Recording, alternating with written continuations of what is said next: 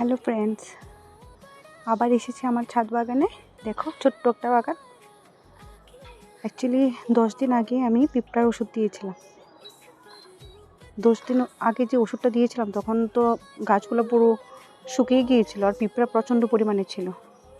দেখো ওইগুলোর জন্য কিন্তু লচ্ছিমগুলো আসতেই পারেনি। আর দেখো এখনের রেজাল্টটা।